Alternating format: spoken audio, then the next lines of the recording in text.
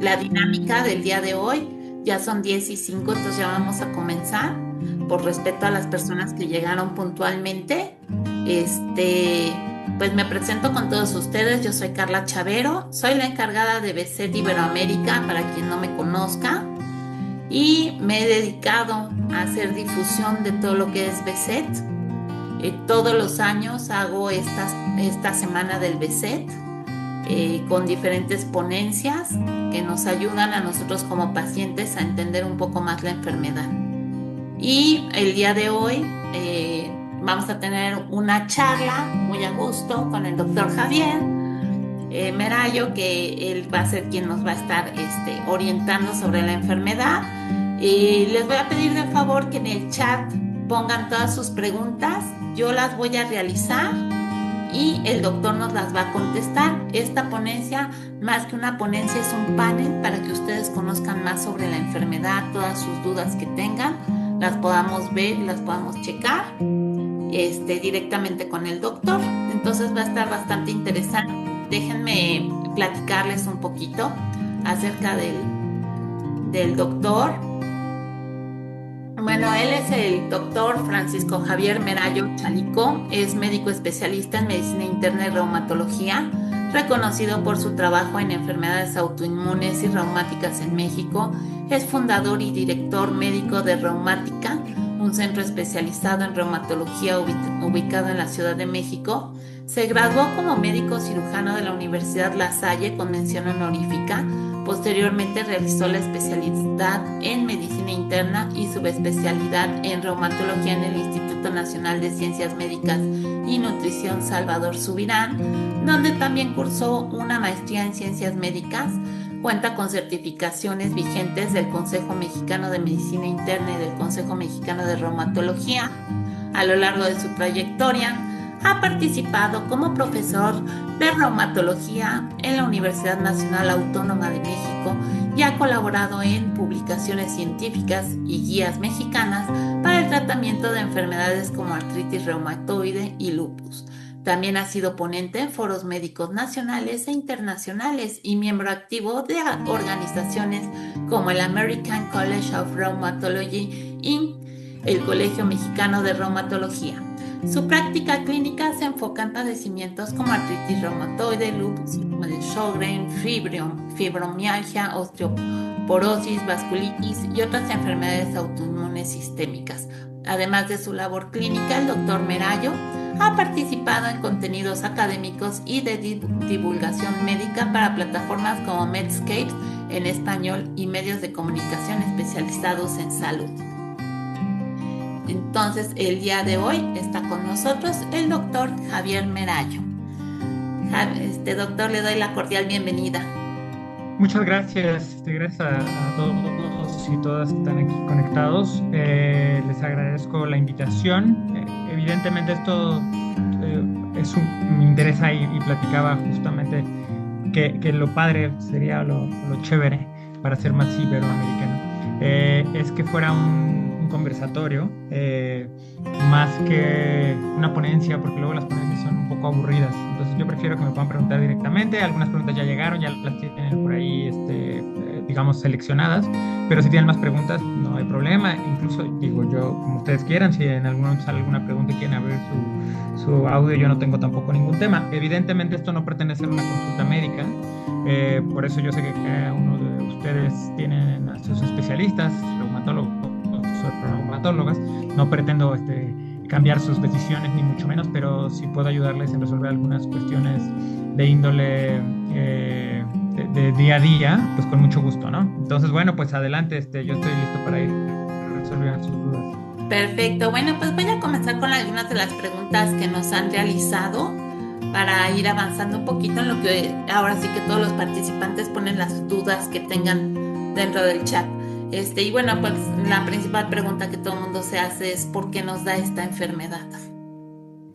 Sí, es una pregunta frecuente y desafortunadamente de las más difíciles de contestar. Desafortunadamente, las enfermedades del sistema inmune son enfermedades que les llamamos multifactoriales, es decir, tienen muchas causas que las pueden generar, pero no hay una genética se está mi mamá cortando un tiene poco. y a mí me va a dar, no realmente es que la escucho mejor. Sí, creo que ella se oye mejor, ¿verdad? Sí, ok, Ok, dice Romy que sí. sí. Va a ser, bueno. Entonces, bueno, no es una causa genética, sí hay cierta susceptibilidad genética, pero no significa que si tu papá tiene o tu mamá tiene, tú vas a tener. Hay cierta susceptibilidad del clima, entonces en ciertas áreas geográficas esta enfermedad es más frecuente.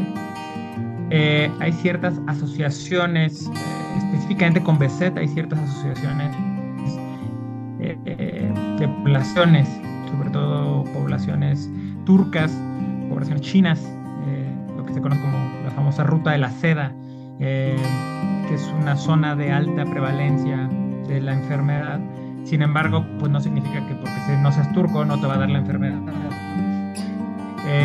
Y que sepan que es una enfermedad que tiene, digamos que varias causas y no una específica. Ustedes pueden tener una hermana o un hermano gemelo que haga exactamente lo mismo que ustedes y que no tenga la enfermedad y ustedes que sí la hayan desarrollado, ¿no? Entonces, realmente no hay una causa en particular, solo sabemos que el sistema inmune se vuelca contra el propio cuerpo y lo ataca. Y lo más común, pues, es que suele ser úlceras recurrentes, ¿no? Sobre todo orales y en algunas ocasiones genitales, aunque las manifestaciones pueden ser muchísimas más además de las úlceras recurrentes. Así es, aquí nos dice Lore, dice, hola, muchas gracias, mis dos hijas de 24 y 16 años tienen BSET y quisiera saber qué pasa con el embarazo y esta enfermedad. Y por otro lado, en mi familia tenemos una historia de aneurismas cerebrales de 4 hermanos, los 4 tuvimos aneurismas, esto cómo puede afectar con el BSET, ya que se inflaman venas y arterias. Este no es un caso común. Como bien les decía hace unos minutos, no significa que porque la mamá tenga BSET, los bebés tengan BSET o porque mi hermano tenga BSET, yo pueda tener. Sí hay cierta susceptibilidad genética. Este caso en particular de Lore, me parece que lo está escribiendo Lore. aquí, es un caso sin duda alguna que requiere una valoración, además de por reumatología, por genética, porque puede haber algunas mutaciones particulares que generen asociación familiar tan fuerte como esta que estamos viendo aquí. Entonces, creo que vale. De nuevo se cortó. Si quiere Un apagar la poquito, cámara, sí. doctor, y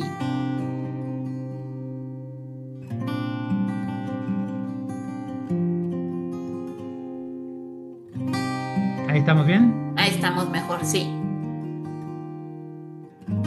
Ok. Sí, es que estoy en un búnker aquí, siempre las conexiones son un poco complicadas. Pero bueno, te decía que este caso en particular vale la pena que se tenga una valoración por genética para ver si hay una asociación adicional de algún gen mutado que esté generando este BSET familiar. Y los aneurismas sí tienen cierta relación con BSET y hay algunas enfermedades genéticas que pueden dar síntomas parecidos al BSET y aneurismas. Entonces, mi consejo sería revísenlo, además de que con el reuma, con el genetista, para saber exactamente por dónde caminar y si hay que buscar una mutación en la sangre en particular.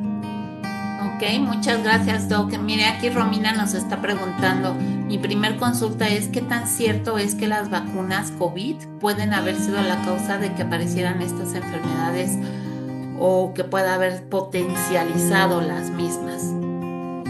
Pues es una pregunta también bien complicada de responder. Definitivamente el COVID nos vino a enseñar muchas cosas, como que sí puede alterar ciertas respuestas del sistema inmune. Las vacunas, pues normalmente un desarrollo de una vacuna toma 9 años, 10 años. Las vacunas del COVID se desarrollaron en 8 meses porque estaban matando a la gente.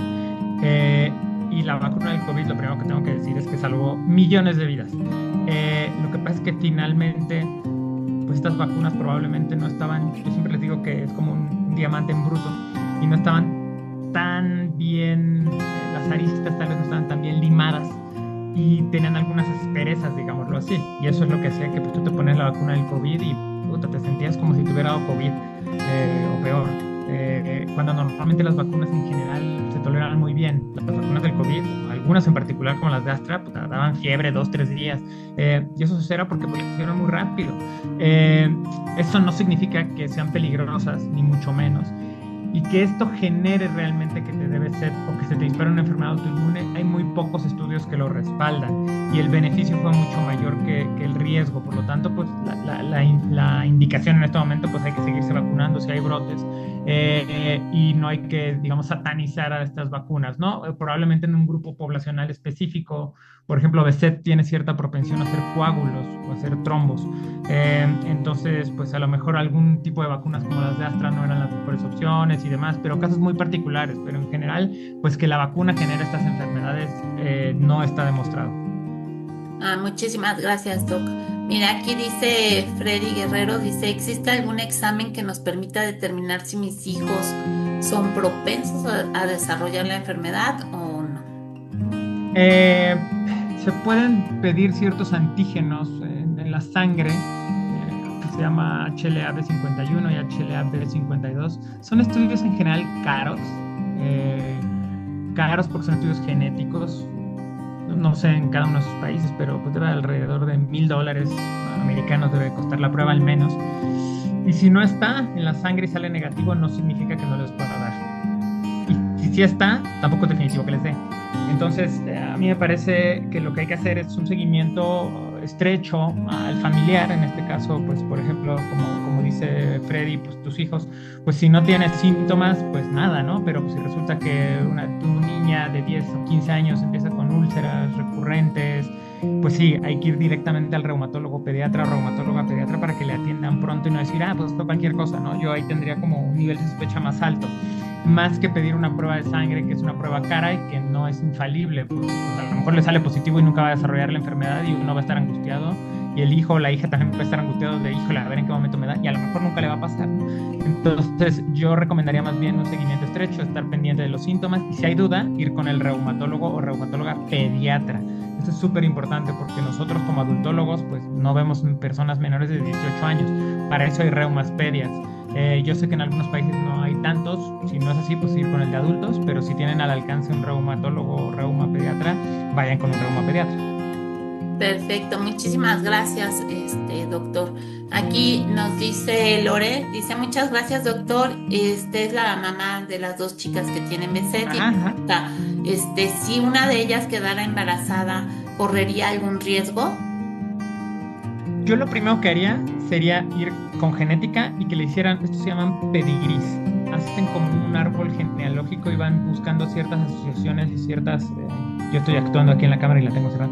Van haciendo ciertas asociaciones y ciertas marcas en este código genético, que te digo, el nombre es como pedigrí, que suena como de perrito, pero es el nombre que le dan los genetistas a esta parte de hacer el árbol genealógico.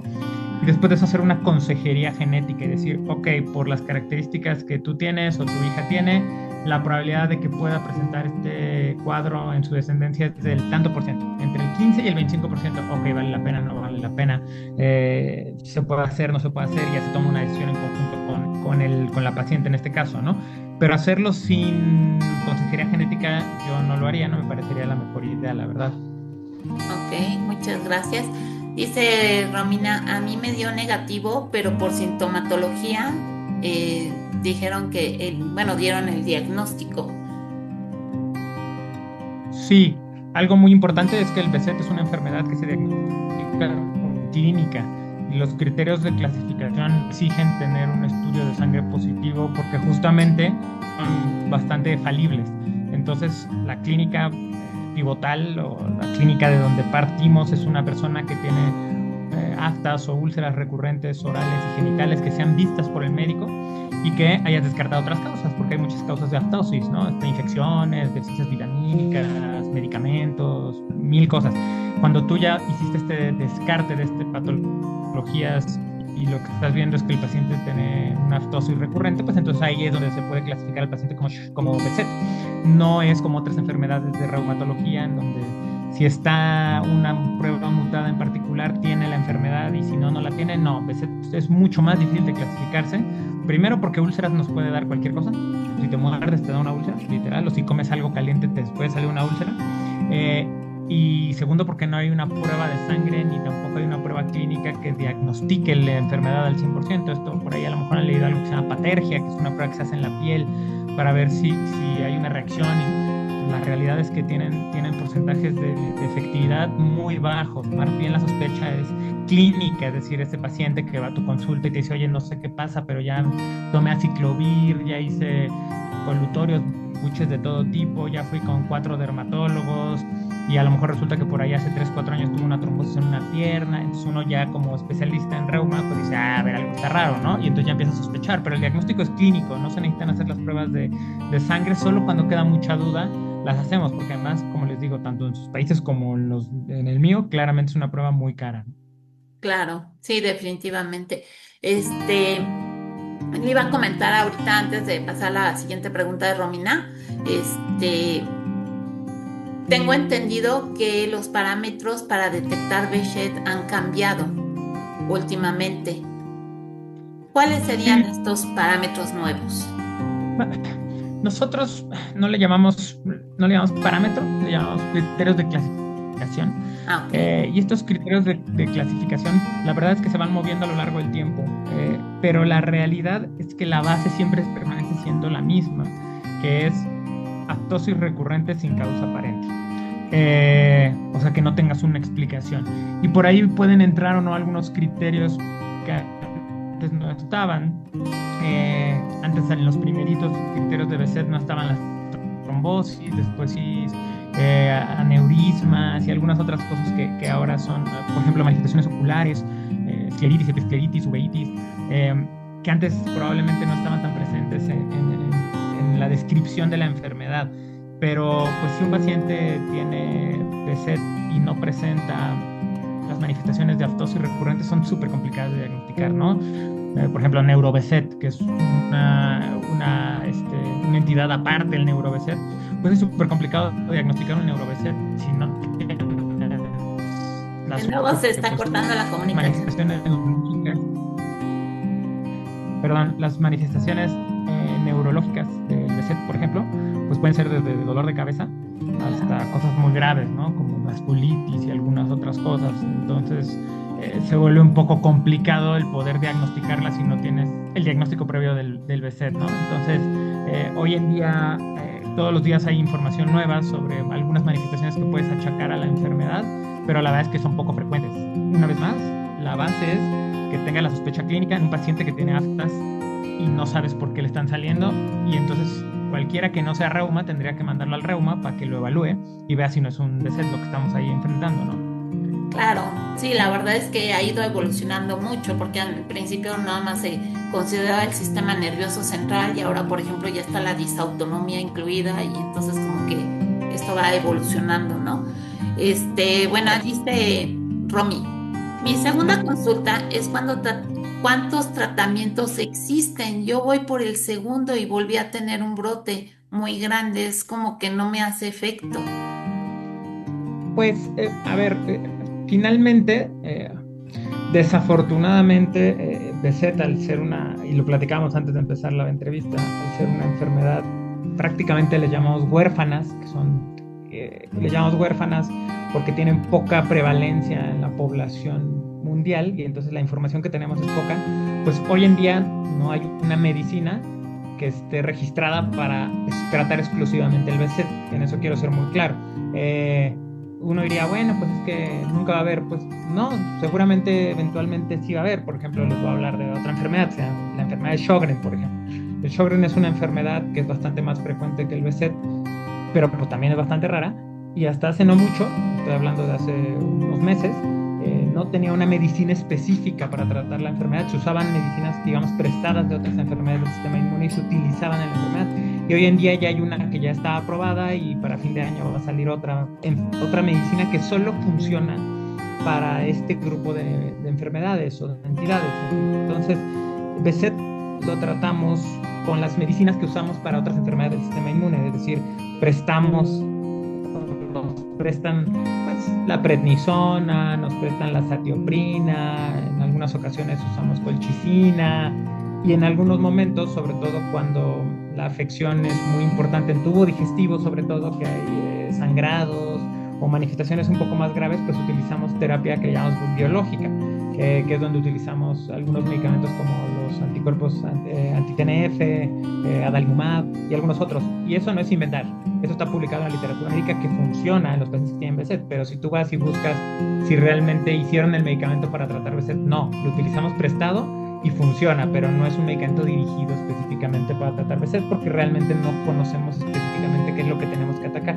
Entonces, pues si va por la segunda línea de tratamiento, pues significa que hay otras líneas, hay 3 o 4 líneas de tratamiento, yo no me desesperaría y en general la respuesta suele ser buena. BSET en general, no quiero hacerlo general para todos los que están conectados, pero en general BSET es una enfermedad que tiene ciertas características que más bien tiran a la benignidad. No es una enfermedad, por ejemplo, como los lupus que afectan el riñón, muy graves y demás. En general es muy latoso, muy molesto lo de las aftosis recurrentes, pero solo un porcentaje pequeño, como un 10, un 15%, hace manifestaciones graves que ponen en riesgo la vida, afortunadamente, ¿no? Yo no digo que no sea una lata el tener úlceras, pero eso no pone en riesgo la vida. En cambio, un sangrado de tubo digestivo, pues sí te puede matar, te puede llevar al hospital y te puedes desangrar. Entonces, esas son manifestaciones graves que afortunadamente el BSET presenta rara vez. Ok, muchas gracias, Doc. Aquí nos pregunta Freddy si podría explicar un poquito más acerca del NeuroBSET. Ajá, pues bueno, el NeuroBSET es como una manifestación adicional de las características clásicas del BSET, que suelen ser las aftas recurrentes genitales y orales, artritis, afección ocular y trombosis, que son como las más frecuentes, en donde se pueden presentar algunas manifestaciones clínicas que pueden ir pues desde parálisis de nervios craneales, algunas meningitis asépticas, es decir, meningitis sin que tengas algún bicho, nada más se inflama, digamos, el recubrimiento del cerebro. Puede presentar algunas otras manifestaciones que les llamamos como vasculitis del sistema nervioso central, que es que los vasos sanguíneos del cerebro se inflaman. Lo que pasa es que es muy complicado encontrar la atribución de esto directamente al BSET. Hay que tener mucho cuidado, por eso tiene que ir con personas que sean expertas en el tema, y aquí no hablo específicamente del reuma, hablo del neuro. Porque si no, pues te van a enfermar de NeuroBSET por cualquier dolor de cabeza que tengas. Y eso puede ser muy grave, porque pues si te deciden darte bolos de cortisona por la vena para tratarte un dolor de cabeza que era porque no habías comido bien en 2 días, pues estamos graves porque te van a inmunosuprimir, ¿no? Entonces tenemos que ir con personas que sean muy serias, no solo el reuma, sino el neuro, para si tienes un NeuroBSET, como no es una zona anatómica que podamos estar biopsiando, no podemos agarrar un bisturí y meternos al cerebro y ver si realmente hay inflamación del BSET, cosa que sí podemos hacer en las úlceras y en algunas otras cosas.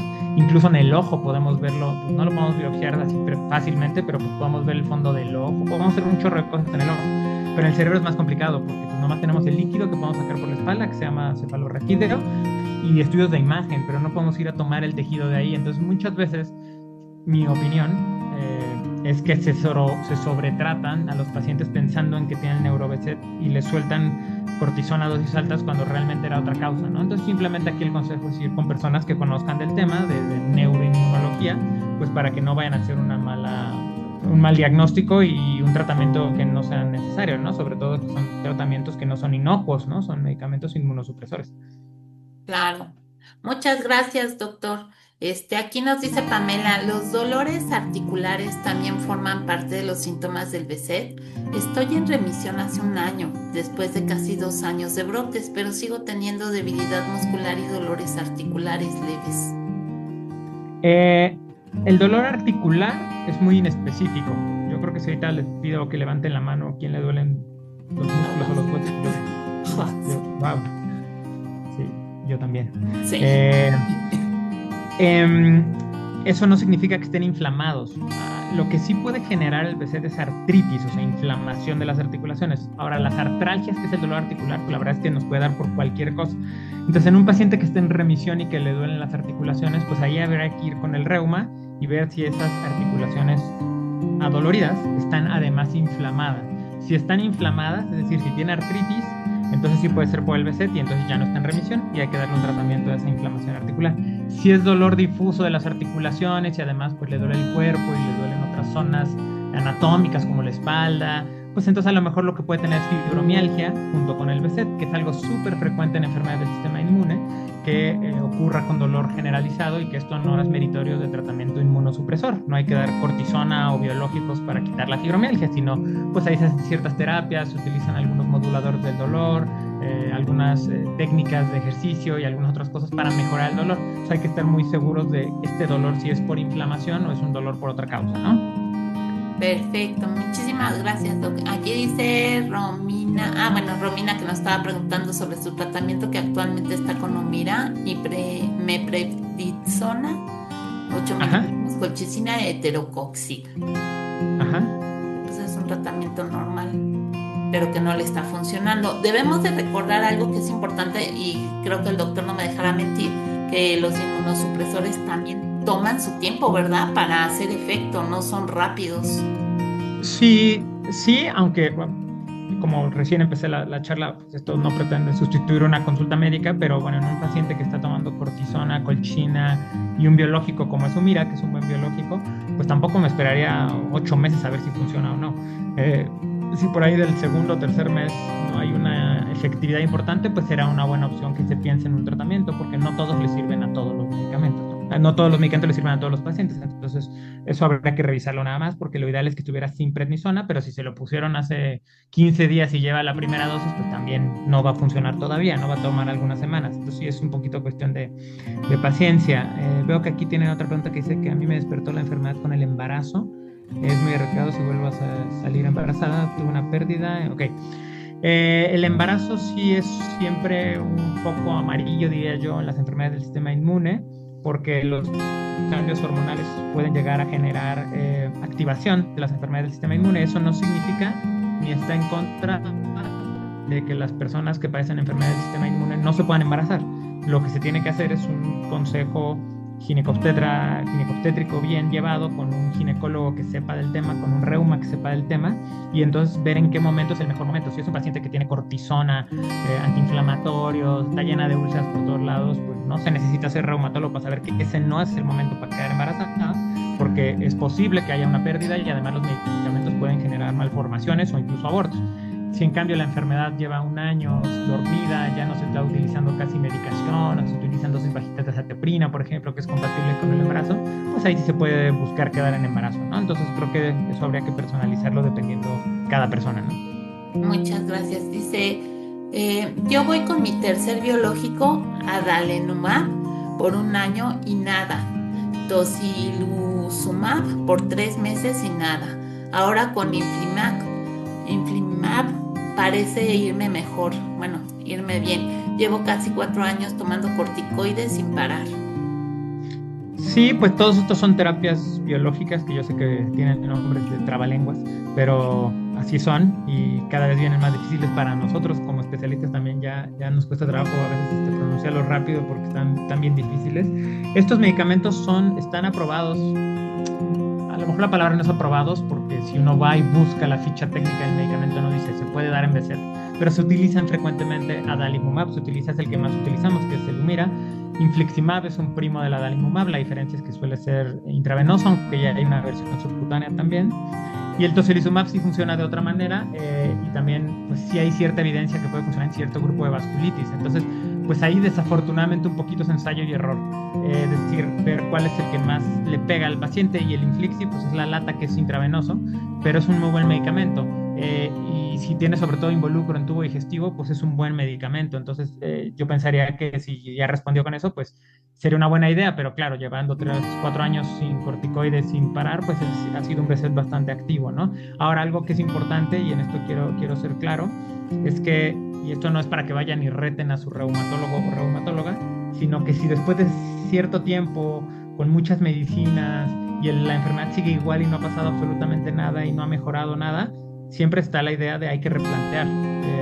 No va a decir que sea otra cosa, que no sea BZ, que puede dar aftas, y que por eso no le está funcionando el medicamento A, porque lo que necesita, voy a inventar, es un antiviral, o lo que necesita es que tiene bajas unas vitaminas y las necesita y hay que tomarle una biometría y ponerle vitamina B, yo qué sé. Entonces siempre es importante, nos pasa a todos nosotros como reumatólogos, como especialistas, el tener que recular un poco y decir, a ver, realmente estoy donde debo estar, porque BZ es súper complicado de diagnosticar. En reuma vemos cosas difíciles en general, es una especialidad que nadie le entra porque todo el mundo nos ve como unas especies como de magos, porque todo es así como un poco oscuro y los tratamientos son así como raros y nadie le quiere meter mano a los tratamientos, y BZ es de las cosas raras entre las raras. Entonces si no estás seguro si tu paciente tiene BSET y ya pasó por 4 biológicos y tiene cortisona a dosis altas y no le ha funcionado absolutamente nada, pues probablemente valga la pena replantear si realmente estamos frente a un BSET o es otra cosa, ¿no?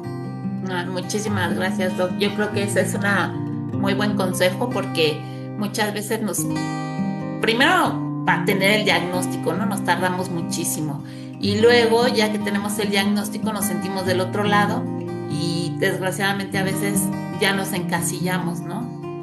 Claro. Aquí nos dice Jaciel, ¿puede darnos alguna recomendación o qué hábitos o estilo de vida ayudan a disminuir la frecuencia de los brotes en pacientes con BSET? Claro que sí. Muchos saludos a la arquitecta. A ver, lo primero es, yo sé que suena lo más tonto y lo más fácil, pero hay que tomarse bien las medicinas, que es la causa número 1 de que los pacientes tengan recaídas. Porque el paciente se va sintiendo bien, dice, oye, llevo 3-4 meses sin úlceras, estoy bien, me siento tranquilo, y la media pastillita o la pastillita que me tomo en la mañana, o la de la mañana y la de la tarde, pues mejor no me la tomo. O no es que no me la tome, sino no me entero porque me siento muy bien. Y entonces esa es la causa número 1 de que un paciente tenga brotes, y es poco apego o baja apego al tratamiento. Porque estas medicinas, como les digo yo, son muy celosas. Si tú te dejas de tomar una semana la medicina que te están dando o el biológico que te lo tienes que aplicar cada 15 días, decides aplicártelo cada 3 o 4 semanas, seguramente te va a pasar factura y te vas a activar. Porque esta es una enfermedad que no se quita, es una enfermedad que hay que aprender a vivir con ella, que puede estar dormida muchos años y hacer tu vida normal, pero ustedes que son pacientes saben cuando se brota, y cuando se brota es bien latoso, porque hay que estar ahí otra vez y arde y duele y es muy latoso. Entonces, primero, pegarse bien al tratamiento. Segundo, ir con su especialista. Entonces, es importante que cada X tiempo, pues nosotros como reumas veamos a nuestro paciente, veamos que no tenga ningún tipo de toxicidad en la sangre por las medicinas, ver que no tenga afección a otro lado, ver que no tenga otra enfermedad que le esté dando lata, como pues que si tengo la presión alta, si tengo el azúcar alta, ¿no? Porque pues a lo mejor tú das cortisona para quitar un poquito un brote, y si el paciente es diabético, pues le vas a subir la glucosa mucho y le vas a arreglar una cosa y le vas a desarreglar otra, ¿no? Entonces yo diría que eso es la piedra angular de que un paciente no esté teniendo brotes. El resto es que hay pacientes que tienen muy identificado qué es lo que los brota. Por ejemplo, cambios hormonales. Entonces no es raro que personas, mujeres cerca de su ciclo menstrual, del sangrado del ciclo menstrual, 2 o 3 días antes y 2 o 3 días después, tengan un brote. Entonces, bueno, pues ahí pues a veces se puede ajustar un poquito las medicinas en los días previo a la menstruación. A veces cuando ya traen las úlceras y van saliendo, pues evidentemente hay que intentar evitar irritantes y algunas otras cosas que aumenten la sintomatología, porque eso pues es muy latoso, y si además te echas algo con picante, lo digo por los mexicanos, yo sé que el resto probablemente no les vaya tanto, pero pues aquí uno no puede vivir sin picante, y pues si traes llena la úlcera, llena de lesiones, pues te vas a sentir peor y probablemente tarden más en cicatrizar, ¿no? Creo que es súper importante siempre tener una comunicación muy directa con el especialista, porque no todas las úlceras necesariamente es actividad. Pues un paciente con BSET tiene inmunosupresión normalmente, y pues también puede tener úlceras por un herpes, por ejemplo, o por una cándida, por una infección, y si pues nomás dice, es lo mismo, va a tomar un poquito de cortisona y le subo a la colchicina y no le aviso a mi doctor, pues a lo mejor está haciendo lo contrario que debes de hacer, ¿no? Entonces creo que la comunicación con el especialista es básica, es vital, y poder identificar qué es lo que nos genera que estemos teniendo estas recurrencias. Ahora, si me dices, oye, pues hay algún estudio en donde se ve hago más ejercicio, o si cambio mi alimentación, me van a dar menos brotes. Lo que dice la ciencia en este momento es que no hay un estudio específico que diga eso, pero por supuesto que la recomendación siempre va a ser, pues hagan ejercicio, pues si te vas a comer carne, algún tipo de carne, pues mejor que sea carne blanca, que sea carne roja, eso te va a ayudar para tu vida, y matas menos animales, matas menos vaquitas, o sea, todo es bueno, pero tampoco significa que si tú te comes el fin de semana una hamburguesa, al otro día vas a tener el BSET activo y vas a tener una trombosis pulmonar, porque eso no está demostrado en ningún estudio, ¿no? Entonces a mí también a veces me toca pues ser así claro en las consultas, porque llega un familiar y le dice, dígale que no puede comer carne de cerdo. Pues la verdad es que pues, no puedo decir eso porque no hay ningún estudio que diga que la carne de cerdo genera BSET, ¿no? Pero pues si me preguntas si es lo más sano que hay, pues no, hay carnes más sanas y hay fuentes de proteínas más sanas que la carne roja, ¿no? Entonces, bueno, no sé si con eso contesté la pregunta de la arquitecta. dice que sí. Bueno, Bueno, Romina dice, yo estoy desde junio con biológico. Al principio funcionó, pero por el estrés, pues mi hija estuvo con quimioterapias y mi reuma me dice que puede ser por eso que el que siga con brotes. sí, a ver, es algo súper complicado, ¿no? Yo les podría decir ahorita, bueno, pues quitémonos el estrés para que no se broten. Pero pues está difícil. Este, lo podría aplicar para cualquier enfermedad. Y al hipertenso ya no te estreses para que no se te suba la presión, ¿no? Y al diabético no tengas problemas y no tengas atracones de comida si andas ansioso. Está muy complicado. Si me preguntas directamente si el estado de ánimo está directamente relacionado con la actividad de la enfermedad, es muy difícil que haya un estudio que a un grupo lo pongan a espantarse y al otro grupo lo manden a la playa. Es muy difícil hacer un estudio, pero claramente hay cierta información clara de que el sistema inmune sí parece estar regulado por las emociones o viceversa. Las emociones le pegan al sistema inmune. Entonces sí se ha visto que personas, por ejemplo, que tienen estados de depresión, frecuentemente son un poquito más susceptibles a cierto grupo de infección.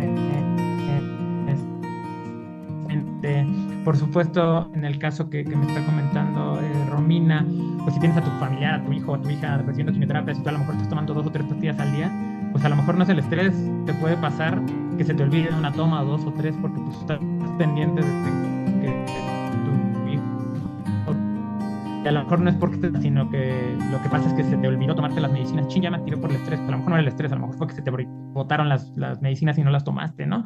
Entonces, no estoy seguro en este momento que yo pueda decir el estrés directamente genera que te actives del BSET o de una enfermedad autoinmune, pero claramente aumenta tu riesgo de que se te olviden tus consultas, de que se te olviden las medicinas, y no está padre o no es lo adecuado pues estar con estrés todo el tiempo en la vida, pero pues así es la vida. Entonces pues está difícil que les diga, pues vayan al spa todos para que no se broten, porque la realidad es que de todas maneras puede haber brotes porque mucho de esto no lo controlamos nosotros y no sabemos por qué pasa, no sabemos si es una infección. Sí sabemos que en ciertas zonas geográficas hay más BSET que en otras, pero tampoco hay, no significa que si no estás en la ruta de la seda como ustedes que están aquí en Latinoamérica, pues no tienen nada que ver, o a menos que sean turcos ustedes, con la ruta de la seda, y de todas maneras tienen la enfermedad, ¿no? Entonces hay muchas cosas que no controlamos. Entonces, pues sí, lo ideal es tener una vida lo más tranquilo posible para todos, pero en medida de lo posible, y si no, pues más bien hay que darnos cuenta pronto cuando nos brotamos, pues para hablar con el reuma, y no 2 semanas después cuando ya tengo un sangrado de tubo digestivo, por ejemplo, ¿no? Claro, muchísimas gracias, Doc. Aquí nos preguntan si a una persona con BSET le adelantan la menopausia, ¿puede mejorar los síntomas? Ok. Esa es una pregunta muy buena. A ver, no es lo fisiológico adelantarle la menopausia a nadie, ¿no? Porque pues la manera en la que te pueden adelantar la menopausia es que te quiten los ovarios, ¿no? Básicamente, pues, que entres al quirófano y te digan, pues tienes 35 años, te va a quitar los ovarios, ¿no? Y entonces pues ya automáticamente entras en menopausia, y pues otras condiciones para hacerte menopausia antes, pues es medicinas que quemen los ovarios, ¿no? Entonces, primero que nada, pues yo no recomendaría adelantar la menopausia y una persona que está en edad fértil que le quitemos los ovarios, porque pues tiene muchas alteraciones que puede generar no tener ovarios, como puede ser osteoporosis, pérdida de masa muscular, aumento del riesgo cardiovascular, muchas otras cosas, ¿no? Pero la pregunta tiene una base, digamos, científica, que pues estas enfermedades en mujeres, entonces suena, digamos, atractivo el decir, bueno, y si tuviera de alguna manera un switch para que yo dejara de tener tanta actividad hormonal, ¿sería que entonces probablemente mejoraría la enfermedad? La respuesta es probablemente sí. O sea, esto lo hemos visto en otras enfermedades, por ejemplo en lupus, que de 10 enfermos 9 son mujeres, y es muy raro que se presente antes de que venga la primera regla, y es muy raro que la enfermedad se presente después de que acaban los ciclos menstruales. O sea, el 90% de las afectadas están justamente cuando hay ciclos menstruales, y cuando la paciente entra a la menopausia, en general la enfermedad se suele dormir. Entonces, por supuesto que el rol de las hormonas es súper importante, es muy relevante en las enfermedades autoinmunes, pero pues en este momento sería una pésima idea, en este momento yo creo que siempre, el que haya algún tipo de castración, que es lo que ocurre para quitar la menopausia, para quitar los ciclos menstruales y entrar en menopausia, pues como para tratar la enfermedad, porque pues ahora sí que te arreglas una cosa, pero te desarreglas de 3, ¿no? Entonces, pues más bien ahí hay que hablar con el gineco y demás, pero sí, no me parece una pregunta muy inteligente desde el punto de vista fisiología o fisiopatología de la enfermedad, pero en este momento, pues evidentemente sería algo que no sería aceptable, ¿no? Muchas gracias, Doc. Y aquí nos preguntan también, es cada vez que bajamos el corticoide me inflama el ojo, me da uveitis al full. Tuve cirugías y glaucoma y cataratas. Sí, bueno, para nuestra amiga Samsung SM, bueno, supongo que no se llama Samsung, pero, la realidad es que las manifestaciones oculares son de las manifestaciones más complicadas de tratar porque son muy recurrentes. Y la uveitis que tiene parte del tema nervioso, digo así, hola, son muy latosas de tratar, y la realidad es que las uveitis son causa de ceguera, entonces se tienen que tratar de manera muy agresiva. Entonces, si bajan el corticoide por la razón que sea y la uveitis regresa, pues seguramente regresará el corticoide y eso puede generar cataratas, evidentemente. Por supuesto que el mismo corticoide puede generar glaucoma, cataratas, algunos otros tipos de alteraciones visuales, es decir, estamos tratando la uveitis, pero la misma medicina nos puede generar un efecto adverso, y pues ahí lo que habrá que ir es con un especialista de ojo que sea especialista en enfermedades autoinmunes, porque así como hay muchos especialistas en cosas, también hay otro solo ven y poder dar un tratamiento tópico bueno, o sea, un tratamiento en gotas aceptable, bueno, y por supuesto que además se tiene que ajustar el tratamiento porque pues no es una buena idea estar tomando cortisona cada vez que se inflama la uvea. Ahí normalmente solemos utilizar terapias biológicas, pero bueno, eso depende de cada caso y eso ya es una decisión que se toma en conjunto con el paciente, ¿no? Muchísimas gracias, Doc. Aquí dice Lore, mi hija de 16 toma solo colchicina y están controladas las úlceras, pero le duelen las rodillas, a veces le sale el rush. Y mi pregunta es, ¿cómo controlar la inflamación, los trombos, aneurismas, las vasculitis si no le están dando nada más? Un muy buen porcentaje de los pacientes que tienen BSET no tienen que tomar tratamiento y a veces solo toman el tratamiento cuando tienen las úlceras, porque es más beneficioso el no estar todo el tiempo con inmunosupresores. Y si resulta que tiene una recaída cada 3 años, pues cada 3 años le das un ratito de tratamiento y se lo quitas, ¿no? A diferencia de un paciente que a lo mejor tiene afección del tubo digestivo y ha tenido sangrado o alguna otra manifestación como vasculitis en sistema nervioso central, pues ahí sí requiere un tratamiento mucho más potente, ¿no? Ahora, si tu hija tiene 16 años y solo toma colchina y está controlada de las úlceras, buenísimo. Significa que ni siquiera está con inmunosupresor. La colchina no es un inmunosupresor. Ahora, si le duelen las rodillas y le sale una mancha en la piel y demás, pues más bien tiene que ir con el reumapedia y que lo revalore para saber si esas molestias de las rodillas tienen que ver con la enfermedad o no, porque pues, puede ser también un dolor de crecimiento, las manchas en la piel puede ser un efecto adverso a la medicina, puede ser una infección viral, entonces no necesariamente porque tenga las manchas en la piel y que le duelen las rodillas significa que el BSET esté descontrolado. Entonces más bien yo lo que recomendaría, sin conocer el caso a profundidad por supuesto, y que además es una persona de menos de 16 años de edad o de 16, pues que lo vea el reumapedia y que realmente le diga si eso es porque es culpa del BSET o realmente es otra causa, ¿no? O incluso alguna otra patología. Así es. En sí, Lore, allá en Ecuador hay un doctor, un reumatólogo pediatra que se llama Richard, es una maravilla, él atendió a mi hijo a los 15 años, estaba aquí en el Hospital Infantil Federico Gómez. Deberías de buscarlo, Lore. Bueno, aquí, a ver, tenemos otra pregunta. Ya se me olvidó tu nombre, Samson. Qué pena me da porque te presentaste al inicio, pero bueno, dice, yo soy de Venezuela, vivo en Argentina. Ahí le puse Grace. Ah, Grace, sí, Grace. Dice, yo soy de Venezuela, vivo en Argentina hace casi 8 años, así que la enfermedad le puede dar a cualquiera de cualquier lugar. Correcto, sí, sí.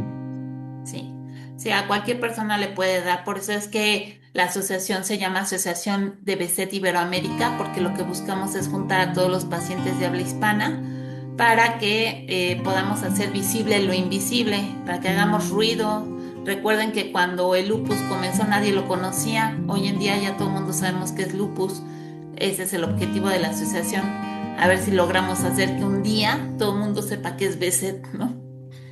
Está muy Este, bien, y de hecho yo aprovecho el momento pues, para felicitarlos por esta iniciativa. Siempre, cuando a alguien le damos el diagnóstico de nuestras enfermedades, sobre todo estas que son un poco menos frecuentes que el lupus, que incluso es raro, pero pues BZ es mucho más raro, pues el paciente en general dice, se siente súper solo, ¿no? O sea, dice, puta, tengo una enfermedad que no tiene nadie. ¿A quién le voy a platicar esto? No, porque si tengo diabetes, pues vas con tu vecino y le dices, ay, tengo diabetes, yo también, mira, yo uso esta insulina, y no sé qué, ya pues, te sientes como que esa gente es el único afectado en el mundo, porque pues no van, salgan a la calle, no sé ni cómo se escribe la enfermedad, y a veces no saben qué es. O sea, si vas con un médico que no tenga mucho conocimiento respecto a esas enfermedades y le dicen, pues, van a decir, puta, ¿y eso qué es? ¿No? ¿Cómo se escribe? Es importante estos eventos de visualización de la enfermedad, y es lo que hace que en mayo sean muchos de los días de la enfermedad, porque en ustedes también está que se conozca más, ¿no? Con su comunidad y con los médicos y demás, pues nosotros somos un portavoz de ustedes, por supuesto. sí, la verdad es que sí, muchísimas gracias, Doc, pero sí, ese es el objetivo. Realmente, por ejemplo, aquí en México, yo creo que el porcentaje de pacientes con BCT es de un 2% sobre 100,000 habitantes, ¿no? Entonces es una población muy, muy chiquita y pues lo que busqué al hacer la asociación que se expandiera hacia los demás países, pues es exactamente eso, dar a conocer la enfermedad, que hagamos ruidito y pues si Dios quiere en algunos añitos ya la gente sabrá qué es BSET.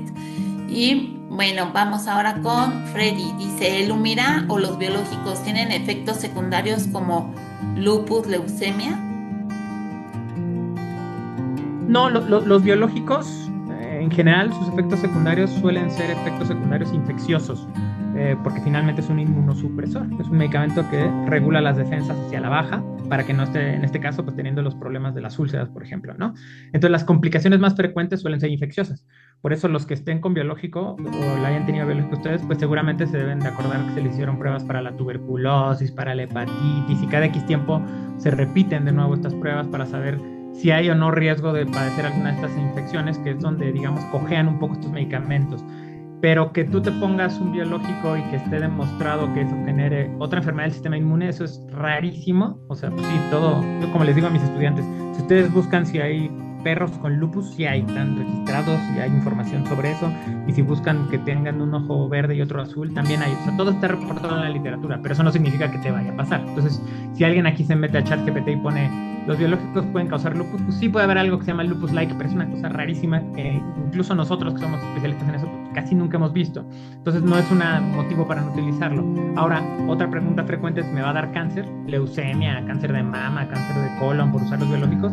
Ahí sí hay estudios de muchos años, por ejemplo, Humira, que es uno de los más viejos que tenemos, que tiene ya más de 15 años en el mercado, y la verdad es que el riesgo de padecer una neoplasia o un cáncer son mínimos con este grupo de medicamentos.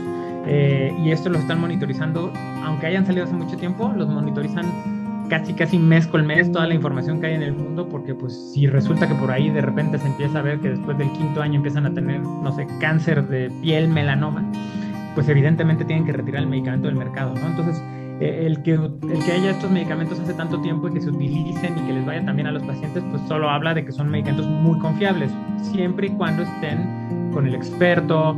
Si tienes alguna duda, pues lo mandes con el colega de infectología para que entonces pueda hacer las adecuaciones pertinentes. Lo que no se puede es ponértelo así nomás y no volver, porque ay, me puse biológico, me puse Humira y ya nunca más regresé al reumatólogo porque me fue súper bien. No, pues no, porque a lo mejor por ahí tenías una prueba positiva para tuberculosis o alguna hepatitis escondida y pues te puede ir, ¿no? Y ahí sí puede ser peligroso. Pero fuera de eso, en general, son medicamentos que literal cambiaron la vida para los pacientes con enfermedades de reumatología. Les cambiaron la vida, principalmente en artritis reumatoide, que es donde existieron por primera vez por ahí de los 90 y tantos, y les cambió la vida. Y usamos cosas, ¿no? Para lupus, para Sjögren, para escleroderma, para miopatías, para BSET, con respuestas distintas, pero en general les suele ir bastante bien. Entonces, no tengan miedo a utilizar terapia biológica siempre y cuando estén en manos de alguien que sea especialista en el tema, ¿no? No se lo dejen poner por el doctor de la esquina que nunca da un biológico. Esto lo tiene que recetar, pues, un reuma, ¿no? Perfecto, muchas gracias, Doc. Dice aquí Grace, Sí, por el corticoide ya tuve 2 veces herpes zóster. Tengo necrosis Ujú. avascular en ambas caderas y me ha dado de todos los corticoides, pero los biológicos no han funcionado y por no hemos podido sacar el corticoide, por lo tanto no hemos podido sacar el corticoide en 4 años. Cuando llego a uno, me, Me quedé en cama. me vuelvo a quedar en cama. Sí, a ver, todo lo que nos está diciendo Grace es un efecto conocido de los corticoides a largo plazo. Me parece que Grace también fue la que nos comentó del glaucoma, entonces glaucoma, cataratas, herpes zóster, necrosis vascular de las caderas. Todo eso está bien descrito que son efectos de corticoides a dosis moderadas o altas por tiempos prolongados, ¿no? Más todo lo demás que puede causar hipertensión, osteoporosis, diabetes, obesidad, acné, alteraciones en ciclos menstruales. Tienen un chorro ¿cómo se llama? De problemas estos medicamentos. Sin embargo, pues es mucho peor que tengas una inflamación en el ojo y que no la puedas controlar con nada, porque te puede dejar ciego. Entonces, pues yo entiendo a los médicos que le estén viendo, pues que dicen, pues ni modo, hay que subirle a la cortisona cada vez que se inflama, porque es lo único que tenemos. Ahora, pues este se clasifica como una enfermedad de difícil tratamiento, ¿no?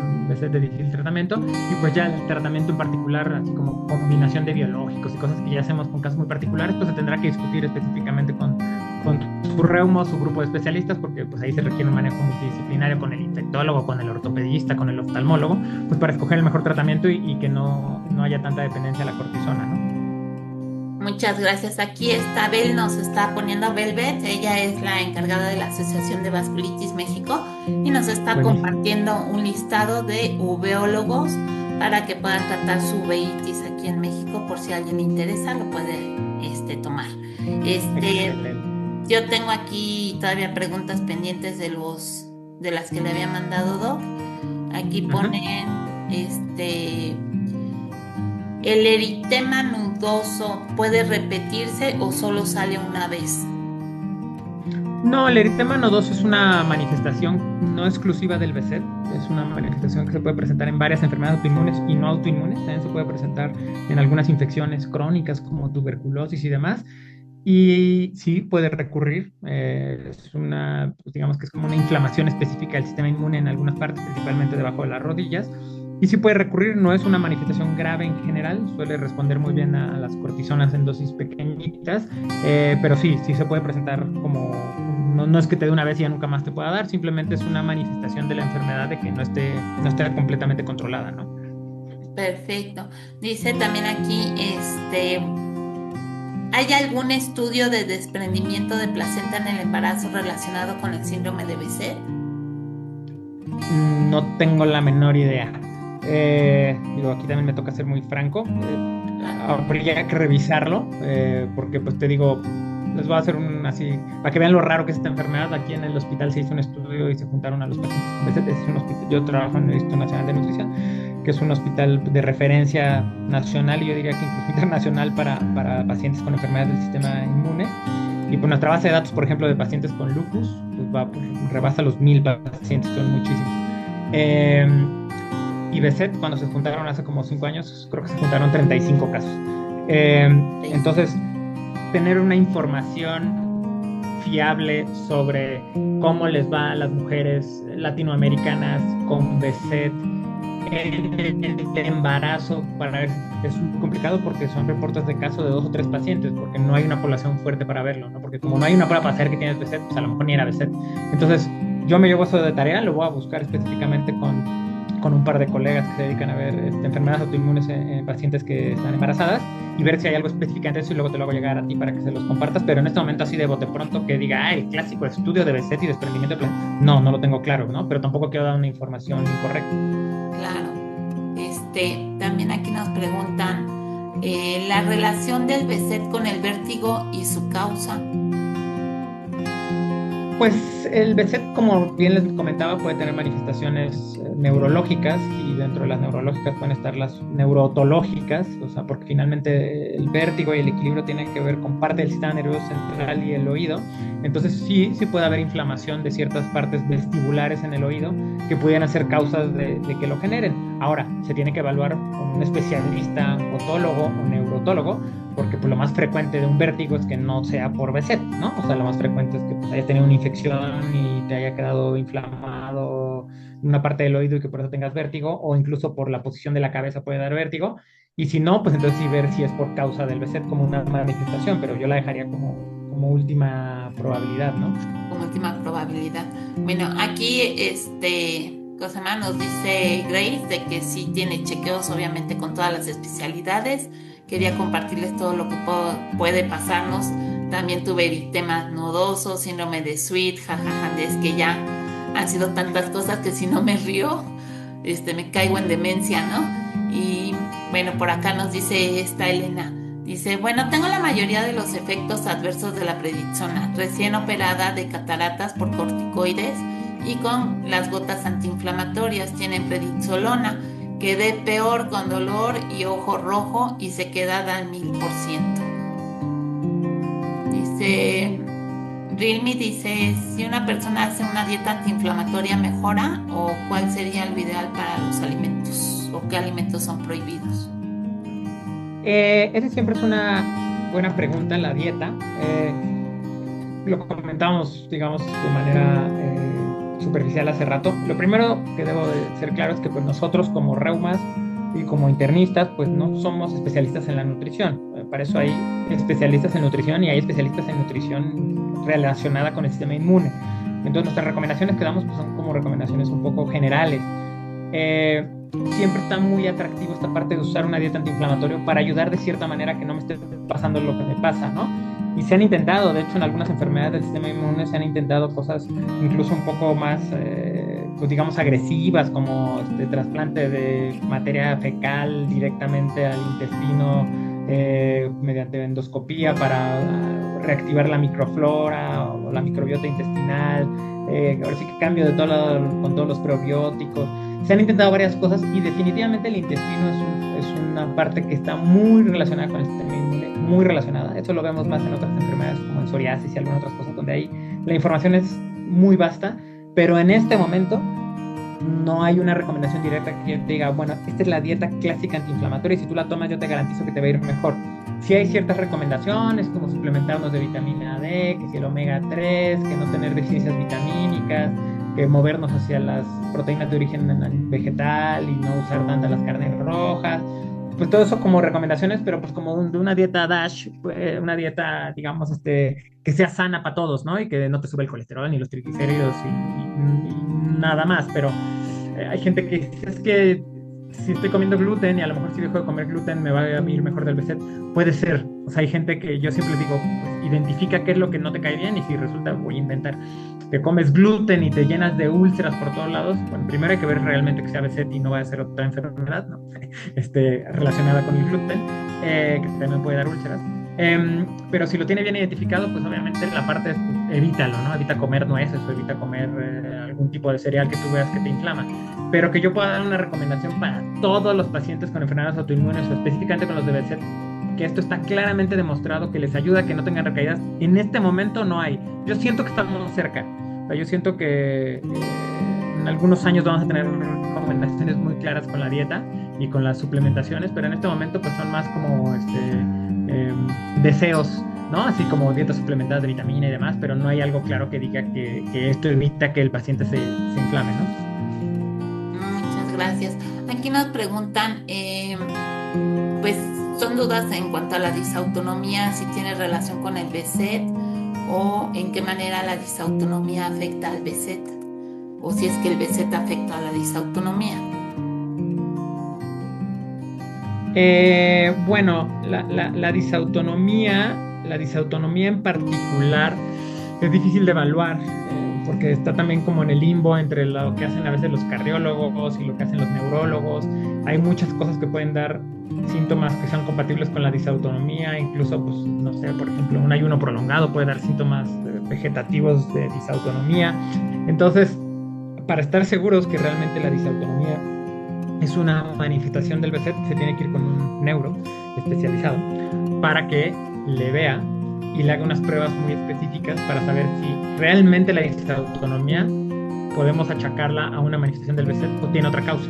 Si la causa es el BSET, pues habrá que tratarla, ¿no? Y habrá que dar los medicamentos pertinentes. Pero la mayoría de las veces la disautonomía no necesariamente está asociada al BSET y tiene otra causa y entonces pues habrá que tratar las otras causas no inmunológicas, ¿no? Ah, perfecto. Y aquí nos preguntan si tiene sospechas de que tenga vitiligio, ¿puede estar relacionado con el BSET? El vitiligo es una enfermedad del sistema, el vitiligo es una enfermedad específica de la piel. Todas las enfermedades Ay, se cortó, eh, es- Ay, ¿me oyes? Ay, sí. Ajá.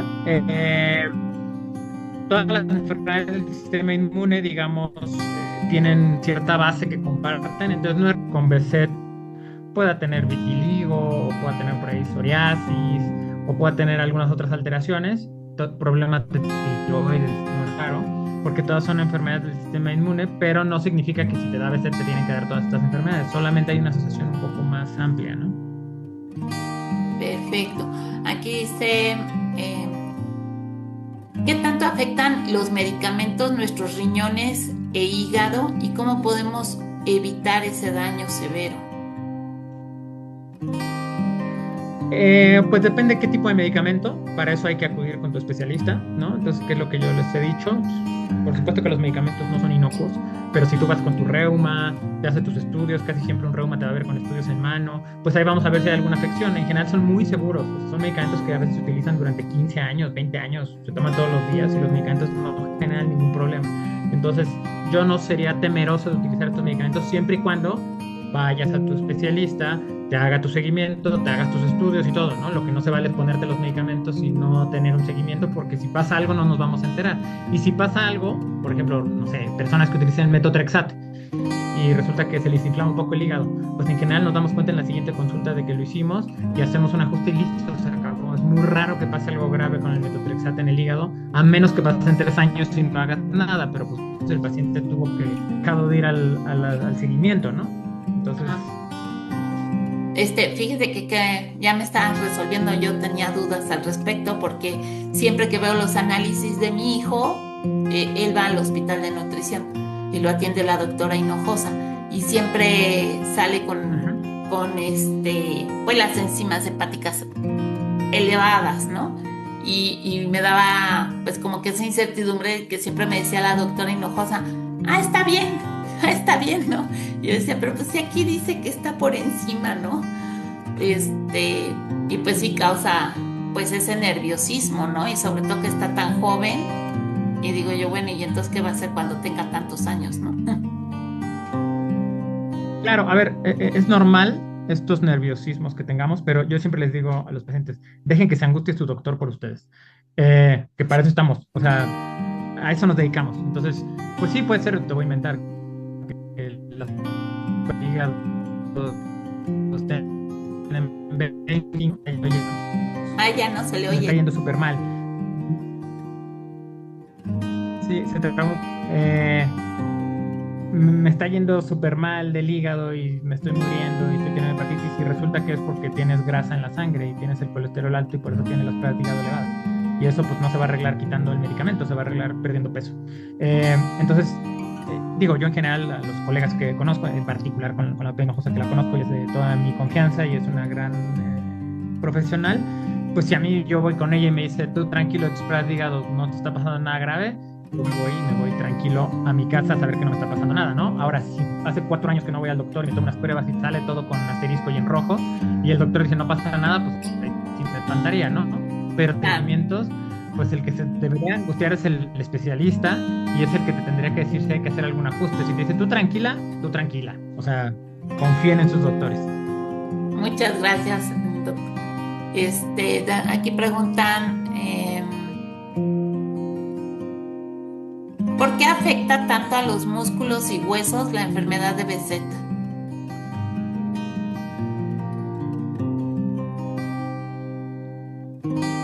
Perdón, se me trabó un poquito. ¿Por qué afecta tanto a los músculos y huesos?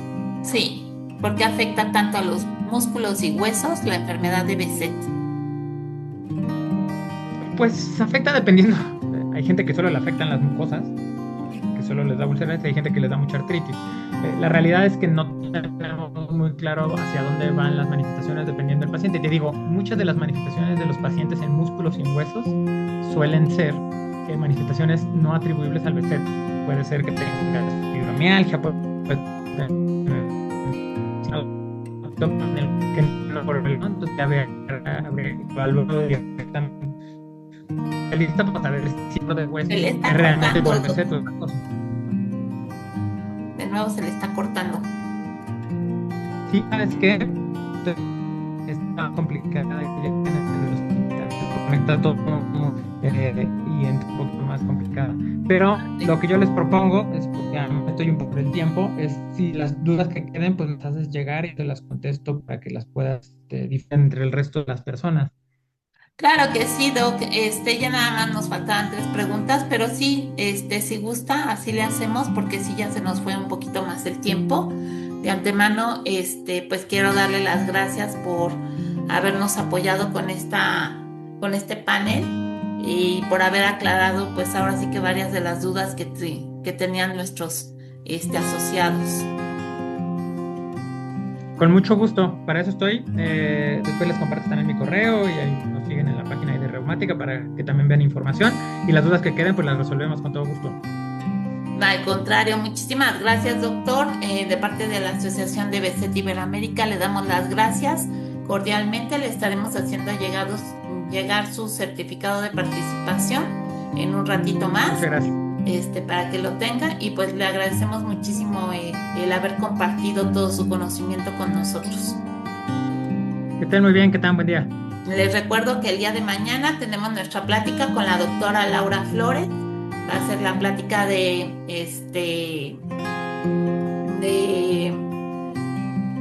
neuropatías del BSET para que la tengan en cuenta. La verdad es que va a estar muy muy interesante. Muchos pues ahora sí que muchas personas siempre nos dicen que la doctora Laura da unas conferencias padrísimas, entonces para que las tengan ustedes en cuenta.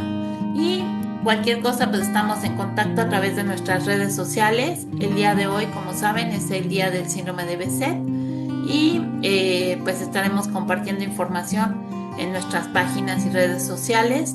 En nuestra página de YouTube pueden ustedes acercarse para ver las grabaciones de las ponencias y también pueden compartir o ver las ponencias anteriores de los años anteriores. Ahí hay una ponencia muy interesante de la doctora Hinojosa, que era la que ahorita nos comentó el doctor. Ella hizo un estudio en el American College, lo publicó, de Rheumatology, lo publicó con cómo da el BSET dependiendo la región, o sea, cuáles son los síntomas dependiendo la región en la que se encuentran. Entonces, pues es interesante porque, por ejemplo, aquí en México casi no sufrimos de uveitis, es una de las cosas que no nos da a los mexicanos, mientras que, por ejemplo, en el área de Argentina, Chile, pues sufren muchísimo de uveitis, o en España, ¿no? Entonces, pues acérquense a nuestras redes sociales y pues cualquier cosa estamos en contacto. Sí, con el formulario se te hace llegar la invitación, Jaciel. Lo que pasa es que yo ya las había enviado y ahorita me dijo, falta Jaciel, entonces por eso no te había llegado. Pero sí, ya casi todo el mundo la tiene. Ahorita te hago llegar la invitación. Es la misma liga que hemos usado ahorita. Es exactamente la misma liga, para que sepan. Y bueno, pues cualquier cosa estoy a sus órdenes. Les agradezco mucho su confianza y su participación. Que tengan bonita tarde. Gracias, Carla. Gracias, doctor. Hasta una próxima.